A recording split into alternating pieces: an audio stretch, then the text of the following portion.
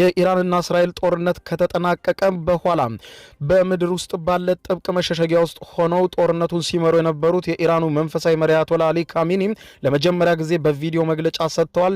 ለአሜሪካ፣ ለእስራኤል እንዲሁም ለመላው የኢራን ሕዝብ መልእክት አስተላልፈዋል። ሌላ በኩል ደግሞ ክቡራን አድማጮች ከሩሲያ የተሰማው ዜና እንዲሁም የሚያሸብር ሆኗል። ሩሲያ ሶስተኛውን ዙርና የመጨረሻ ያለችውን የምጽአት ቀን ማስጠንቀቂያ ወይም ዱምስዴይ ዋርኒንግ ሰጥታለች። በጣም አስፈሪ ድባብ አጭረው ከዋሉ ዜናዎች መካከል ዋናው ነው። ሩሲያ በሰጠችው ዋና መግለጫ ዓለም ወደ ማብቂያዋ ወይም ወደ መጨረሻዋ ተቃርባለች ብላለች።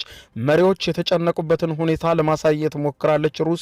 የሩሲያን ይህንን የምጽአት ቀን ደርሷል ወይም የመጨረሻው ዘመን ያለችውን የፍጻሜ መግለጫ በዝርዝር የምታደምጡት ነው የሚሆነው። በሌላ በኩል የእስራኤሉ ጠቅላይ ሚኒስትር ቤንያሚን ኔታንያሁ የፊታችን ሰኞ ፍርድ ቤት እንዲቀርቡ ማዘዣ ተቆርጦባቸዋል። ጠቅላይ ሚኒስትር ቤንያሚን ኔታንያሁ ፍርድ ቤት እንዲቀርቡ ማዘዣ መቆረጡን ተከትሎ ታዲያ የአሜሪካው ፕሬዝዳንት አጋራቸው ዶናልድ ትራምፕ በእጅጉ ደንግጫለሁ፣ በኔታንያሁ ላይ የወጣውን የፍርድ ቤት መጥሪያ በጣም አሳዝኖኛል፣ በአስቸኳይ ልቀቁት፣ ፍርድ ቤትም መቅረብ የለበትም፣ ከተቻለም ይቅርታ አድርጉለት የሚል ጥያቄ አቅርበዋል።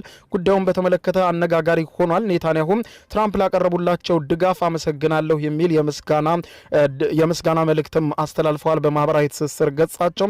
ሁኔታው በጣም አነጋጋሪ ሆኗል። ጎረቤት ኬንያ እንዲሁ በአመጽ ስትቀጣጠሉ አድራለች። ፖሊሶች በተቃዋሚዎች ላይ በተኮሱት ተኩስም 8 ንጹሃን ኬንያውያን ዜጎች መገደላቸው